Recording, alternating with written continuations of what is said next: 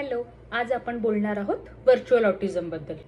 Virtual autism म्हणजे लहान मुलांमध्ये खूप जास्त मोबाईल बघितल्याने, टीव्ही बघितल्याने, स्क्रीन टाइम जास्त असल्यामुळे ऑटिझम सारखे सिम्पटम्स दिसायला लागतात. हा कुठलाही जन्मजात दोष नाहीये. जेव्हा मूल 2 ते 3 वर्षांचं होतं आणि त्याचा स्क्रीन टाइम 3 ते 4 तासांपेक्षा जास्त असतो दिवसभरामध्ये, तेव्हा मुलांच्या ब्रेनची डेव्हलपमेंट योग्य रीतीने होत नाही आणि त्यामुळे मूल ऑटिझम सारखे सिम्पटम्स दाखवायला लागतं. आता आपण त्याचे काही मुख्य सिम्पटम्स बघूयात.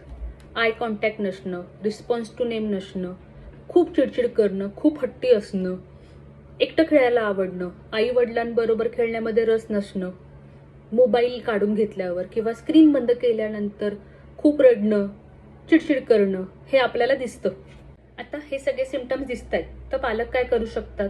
तर तुम्ही डिजिटल डिटॉक्स करू शकता. डिजिटल डिटॉक्स म्हणजे स्क्रीन पूर्णपणे बंद करणार, मुलांशी गप्पा मारणार, त्यांच्याशी खेळणार, जेव्हा खेळतात तेव्हा त्यांच्याशी आय कॉन्टॅक्ट करणार.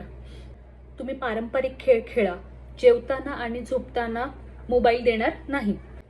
हे सगळं करूनही तुम्हाला जर इम्प्रूव्हमेंट वाटत नाहीये, तर तुम्ही एक ऑक्युपेशनल थेरपी और डेव्हलपमेंटल पीडियाट्रिशियनचा कन्सल्ट घेऊ शकता.